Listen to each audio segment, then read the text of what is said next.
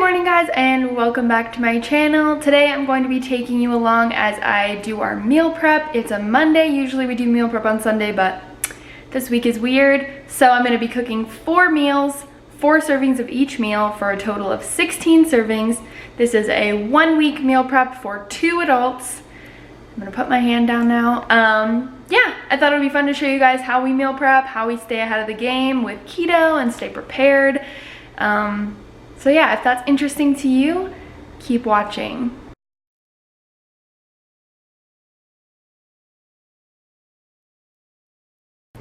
Also guys, I tried a new makeup tip called soap brows today. It's where you use soap to do your eyebrows, and I'm kind of loving it, but let me know down below. Do you like the brows? Are they too bushy? Is it too much? We'll get you close and see if you can even see. They're very bushy. I have very naturally bushy eyebrows, and this just like accentuates the bushiness, so I love it.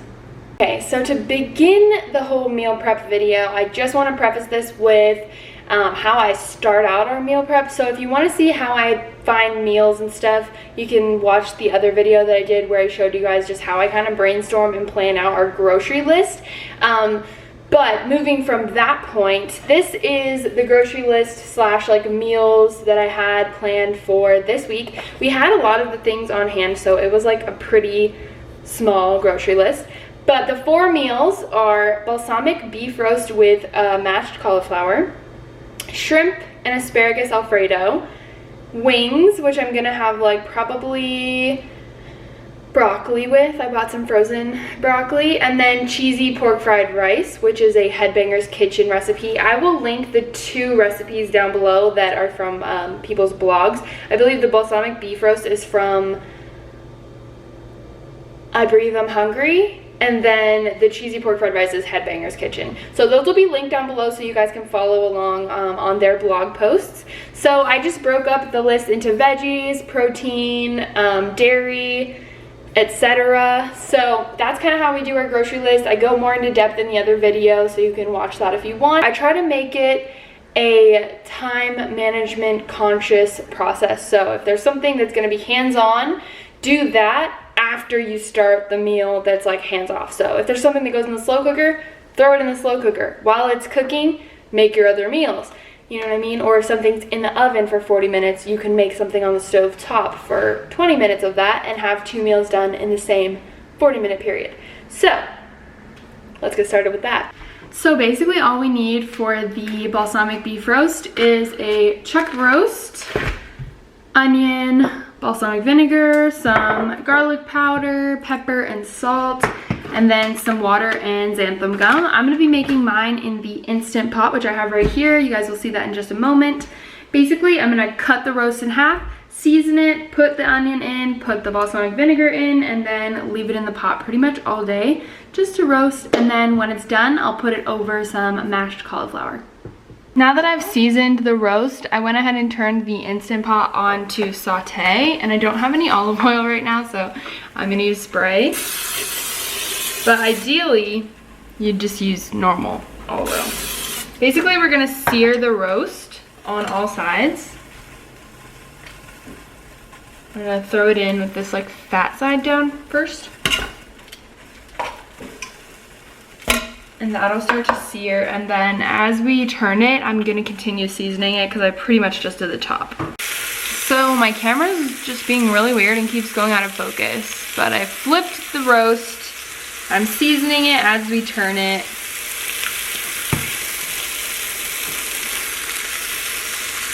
With salt, pepper, and garlic powder. Just gonna continue flipping it until pretty much all sides are browned. Okay, we've browned all sides of the roast. Now I'm gonna add in some balsamic vinegar. I'm just kind of eyeballing it because I'm using a different amount than the recipe calls for, meat-wise. We're gonna add in some of the water.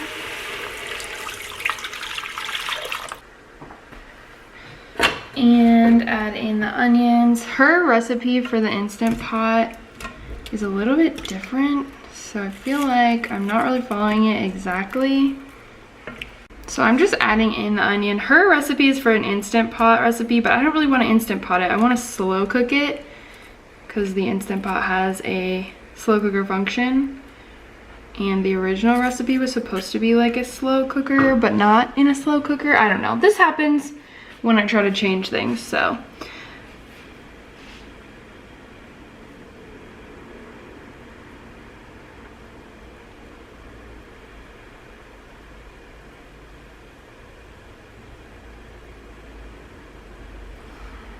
Okay, so we're just going to, we're gonna switch this over to the slow cooker function now that we've got the meat, some balsamic vinegar, some water, onions, all that.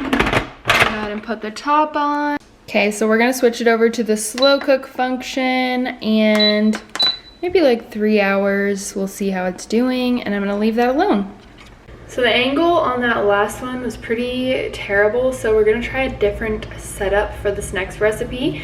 But the roast is in the slow cooker, and that's gonna be going for a couple hours, and I'm gonna get started on the cheesy pork fried cauliflower rice. So this is a Headbangers Kitchen recipe. I'm gonna pull it up on my phone, and I'll kind of go along with you guys as I'm making it. This is my first time making it, but the description said it's like a mixture of a risotto and fried rice, which sounds very good. And every Headbangers Kitchen recipe I've ever tried has been impeccable, very tasty. I love his recipes, so I'm excited to give this one a try.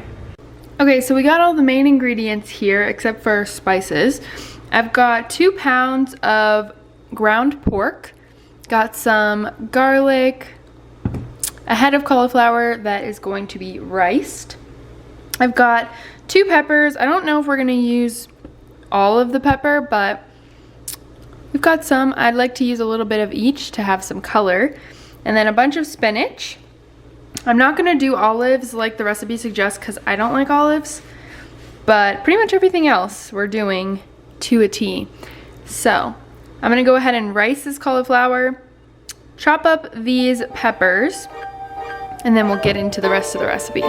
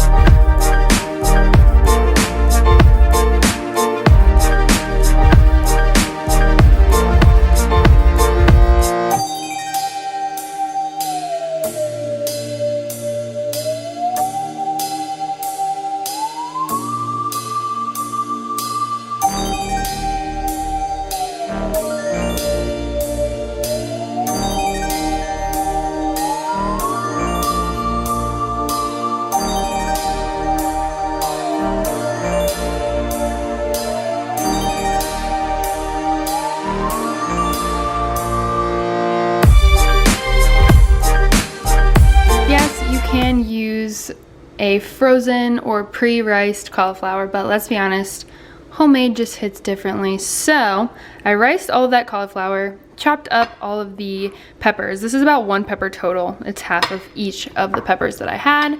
I'm gonna go ahead and cook this cauliflower till it's tender. I'm going to season it with a little bit of butter, some salt and pepper. Gotta check the recipe to see what else, but yeah, I'll be right back after this is cooked. Right now I've got some butter melting in a cast iron pan, letting that heat up a little bit.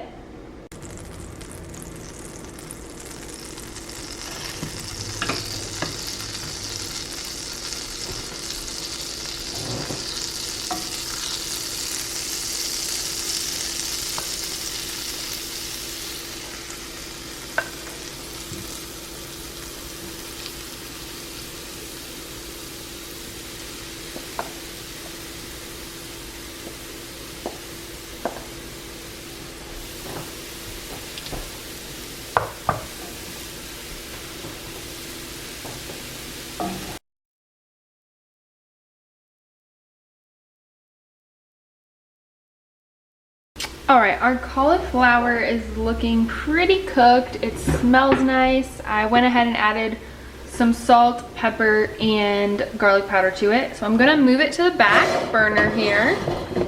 And I'm going to bring over a much larger wok style pan. Probably can zoom out a little bit now. And I'm gonna do the rest of the recipe in this. All right, had to get a little bit refocused. So I'm gonna go ahead and cook the ground pork in this pan with a little bit of butter in there.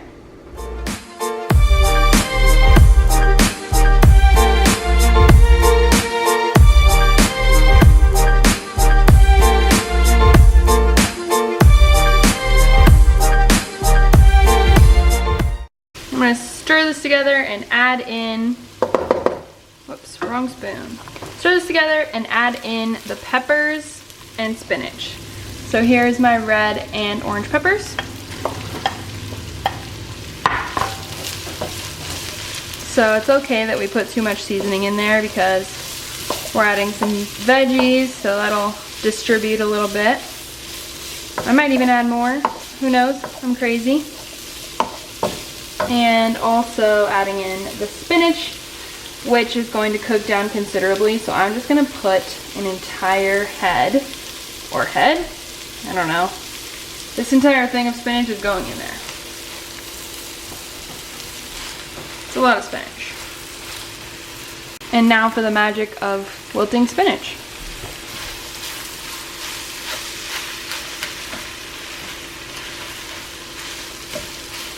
I feel like I should have cut these stems off a little, but it's kind of too late now.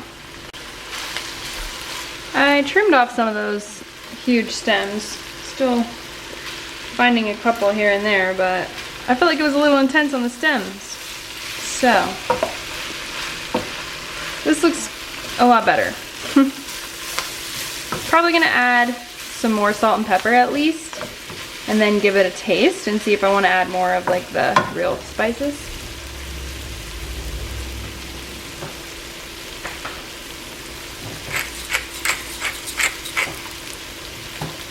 Probably a little bit more garlic powder as well.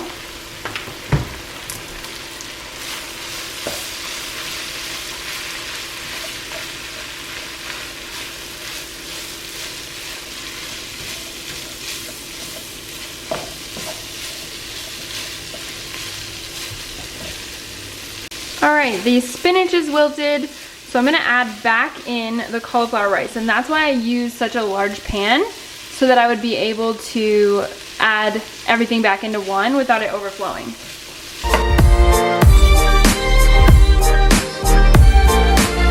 A little close up as we are stirring everything together. It's like such a beautiful, colorful dish.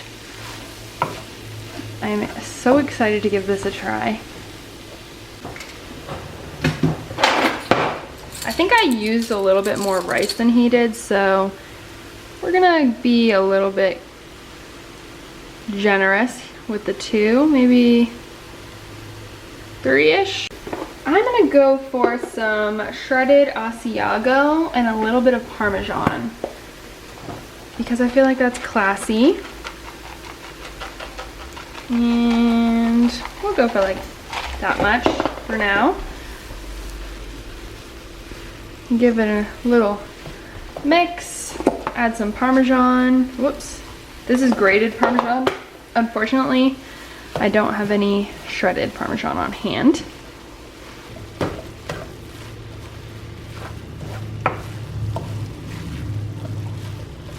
All right, I think this meal is done. So I'm gonna give it a try really quick and then we'll move on to the next recipe. Got a spoonful of my creation here. I don't think it's gonna readjust, but maybe. Looks pretty amazing, super colorful, smells really good.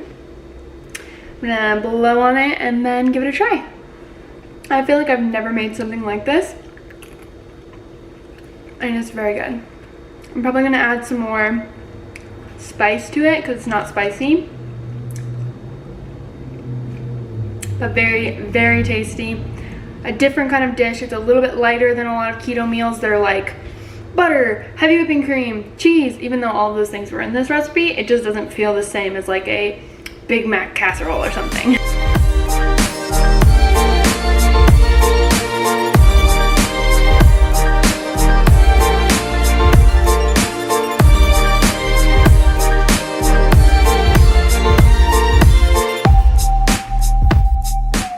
Next recipe is going to be some blackened shrimp Alfredo with some asparagus instead of noodles. I don't see people doing this very often, but asparagus works really well as a noodle substitute. I feel like most people do like zoodles and stuff, which are good, but I don't know. I just feel like asparagus is a perfectly good stand-in for some noodles, and it's way less work than having to zoodle a zucchini. So yeah, I like to use asparagus once in a while. I also have some spaghetti squash that I might cook later in the week to add a little bit more volume into these meals. But yeah, I'm super excited also to try this autumnal, I don't know if that's how you say it, harvest Alfredo sauce. There's about 6 servings per container, and each serving, which is a 1/4 cup, is only 2 grams of carbs. So I'm probably not going to use this entire thing. But if I did, it would probably be about 3 grams of carbs in each. So that's really not bad. I've also got 2 pounds of shrimp here that I need to peel.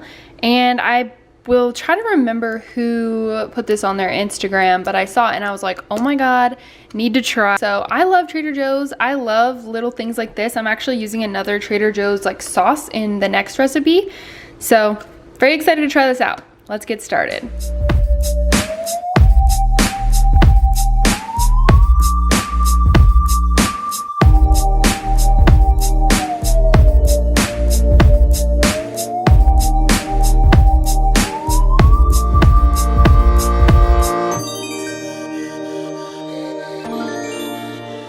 So I am going to be using a blackened seasoning for this.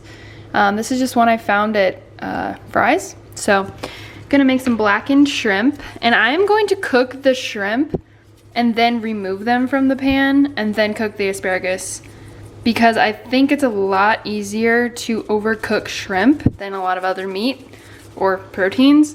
So I would prefer not to risk it. Because if you overcook shrimp, it's very rubbery and disgusting. I tried to get as much water out of this as possible after rinsing them. So yeah, I'll probably put some more seasoning on there, maybe some garlic powder, just kind of make like my own. If you've been watching my videos, you probably know I'm terrible at following directions, and I don't really have any directions for this. I'm just freestyling. So okay, these are pretty well coated. Oh, get back in there. Pretty well coated. I'm gonna get them going in that same big wok that I was using earlier. I went ahead and cleaned it. And we're gonna get them going in there so that at the end, when we combine everything into one dish, we'll be able to fit it in that pan. So these are starting to get a little crispy. I washed out the bowl that they were in before, and I'm going to put them back into that bowl and get the asparagus started in this same dish. So we do have some crispy bits in there. I'm just gonna add some chicken stock. Not a lot, but enough so that doesn't burn. And I'm going to put our asparagus back in there and hope that this kind of deglazes and steams the asparagus.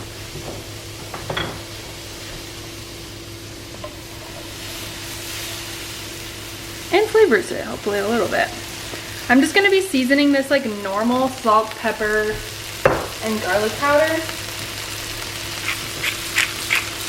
I feel like I want to keep it pretty basic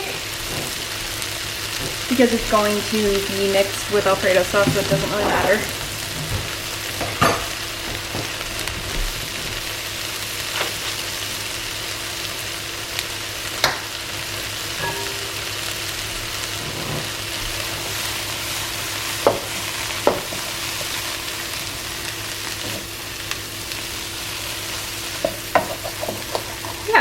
You're basically just gonna cook this asparagus until it is bright green, which is kind of how I know that it's done. And I did put a little bit of butter in there as well.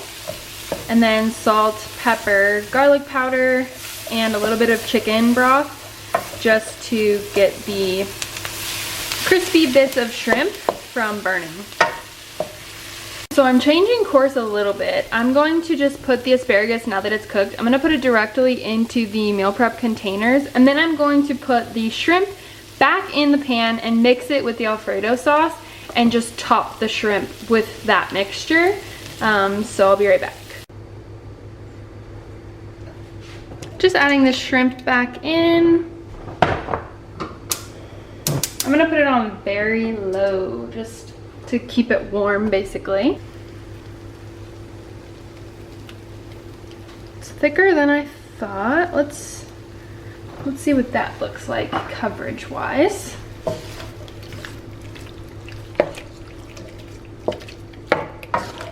It looks good. I'm gonna simmer it a little so maybe it thickens up, and then I'll just add that in with the asparagus. Okay, so this looks and smells just absolutely amazing. I'm gonna have to take a little taste test for sure. Oh my god. That sauce is amazing. If you have Trader Joe's near you, run to Trader Joe's.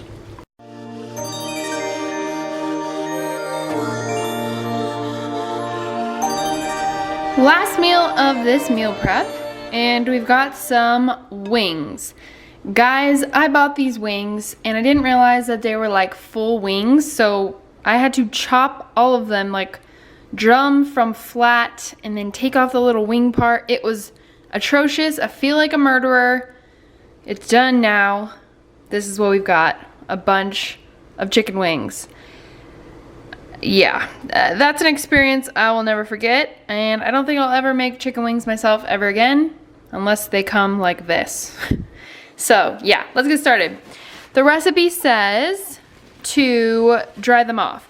I'm not really following a specific recipe all the way through, but I've never made wings like this by myself, and I don't have an air fryer, so I looked up how to get crispy wings. But the sauce, like the marinade that we're gonna use, is my own creation. So just drying the wings off right now supposedly will make them crispier later. All right, now we are going to put some oil on it. Again, I don't have any olive oil, so I had to spray. I'm not sure how I feel about this, but I sprayed them. I'm gonna do some sea salt. Actually, this is Himalayan salt. She recommends sea salt, but I don't have any. And black pepper. So we're just doing the basic seasonings before cooking. Also need to preheat the oven to 400. Okay, and then we're gonna transfer these to a wire rack. I'm gonna toss them with some tongs because I don't really want to touch them, and I'll be right back. All right, wings have been tossed. I'm going to spray the wire rack. For once, this spray actually makes sense. And then we're going to transport wings onto the wire rack.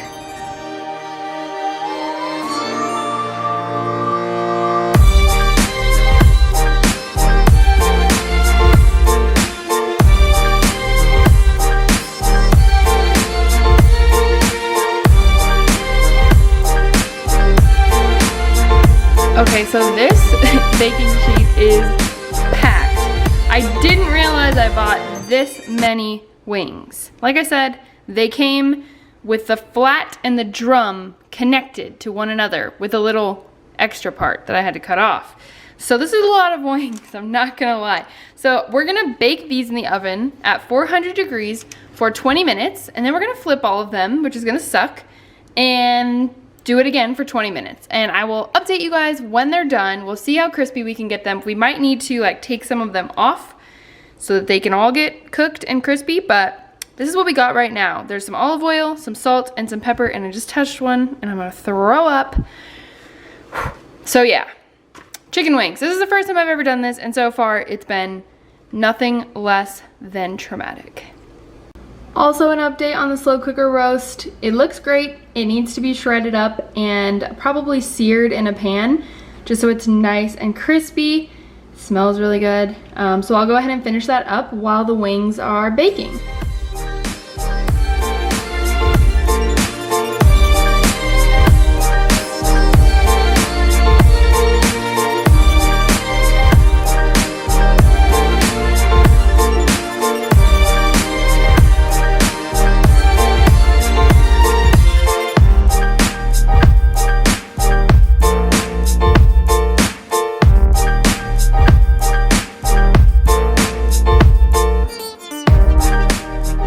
I'm not quite sure about this angle right now, but we're gonna turn this on saute. This is all of the liquid that was left behind after we made our roast. So we're gonna turn this to saute, which if you have like mine isn't like an Instant Pot brand, it's just a pressure cooker. So you can just choose like vegetable or chicken or whatever. And it's basically just going to pressure cook, but you don't have a top on it, so it's not going to build pressure and it's just gonna get hot and basically saute. This has been simmering for quite a while, I would say 15 minutes. Not sure if it's reduced much, but we're gonna go ahead and add in some xanthan gum so it'll thicken a little bit. And the thing I've learned with xanthan gum is to be very careful with how much you use. So I'm gonna start out with not even a full teaspoon and see. And you wanna like sprinkle it and then whisk, or it'll get chunky and it doesn't do what you want it to do. Like I may have put too much actually, so we're gonna have to whisk a little. Still very steamy, but you can see it's thickened up quite a bit with that xanthan gum. So I've just been whisking and I turned the saute function off, so it's really just warm for now. And we're gonna add that meat back in. This is just gonna go over some cauliflower, and like I said, there might be more than 4 servings of some of these meals for sure. So just throw stuff in the freezer if you need to. I'm gonna put that into meal prep containers over some riced cauliflower. I also flipped the wings, so those should be done in about 15 minutes. The lighting in my kitchen is awful, but I'm going to set the oven to broil now. The chicken wings have been in there for about 40 minutes. They're gonna broil for 8 to 10 minutes, it says. I'm a little nervous about burning them, so we'll see how this goes, but it's supposed to make them very crispy. In the meantime, while the wings are still under the broiler, I'm doing a little bit of an experiment with this Trader Joe's garlic spread dip. I'm going to heat this up in a saucepan and combine it with some butter, because this is canola oil based, which I don't love, and I wouldn't have bought this if I knew that, but it's too late now. I'm gonna combine it with some butter and some spices, and we're gonna make a little bit of a sauce, a rub I guess you would say, for the wings to be coated in once they're done.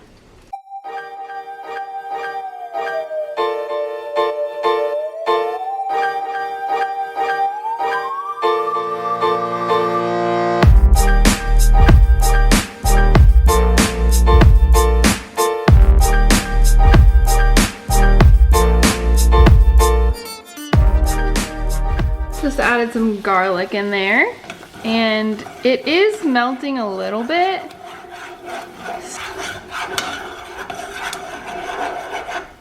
Just gonna let that cook for a minute. It's on pretty low heat right now as well, so it doesn't burn. I'm now going to add some Parmesan cheese. I'm using grated Parmesan cheese so that it hopefully melts and combines in with the sauce better than like shaved. It's definitely pretty thick sauce, so we'll see. I also reserved a little bit of Parmesan cheese to top the wings with. I have like no paprika left, so that is all we have. And then some red pepper flakes.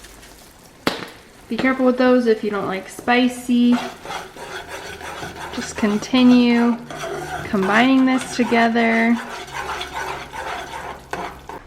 All right, here are our wings. I have to say I'm really impressed with how crispy they got. Now we're gonna put them in a bowl and drizzle the sauce all over them and hopefully make them nice and garlicky. All right, going in with the sauce, boys and girls. Oh no, this is enough. This is totally enough. I'm going to just put the rest of the Parmesan over top of them and just kind of give it one last turn. And then I'll probably try one of these bad boys.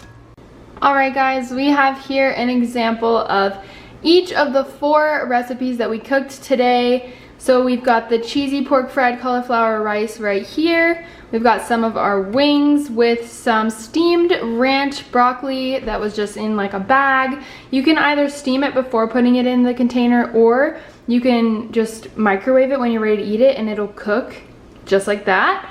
You can also add butter or cheese to that. This one is the Trader Joe's Alfredo sauce with blackened shrimp and asparagus instead of noodles. And then this one is the balsamic beef roast with a side of riced cauliflower. Woo! This has been quite a day. A little close-up of all of the meals. Everything is delicious. I've tried a little bit of all of it. I'm very proud of this week's meal prep, and I'm very excited to dig into some food. I think I'm gonna have some wings for dinner tonight. I've already had one of the shrimp Alfredo and it was amazing. So yeah, that's how I do meal prep. That pretty much wraps up this meal prep video. I'm tired. I'm not gonna lie, meal prep is time consuming. If you're filming, it takes a lot longer. Usually this would take me maybe 3 to 4 hours, and a lot of that isn't hands-on. A lot of that is just things baking in the oven or things in the Instant Pot or slow cooker for hours.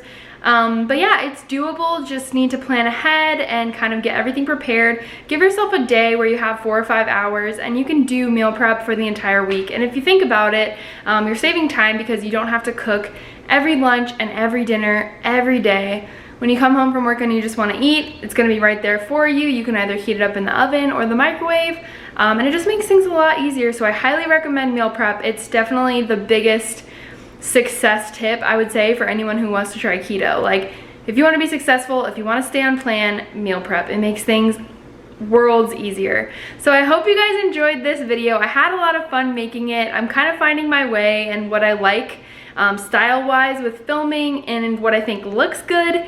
So I had a lot of fun just kind of learning and getting this video filmed. I can't wait to get it up on YouTube. But yeah, I hope you guys enjoyed this as much as I did, and I'll see you guys in the next video.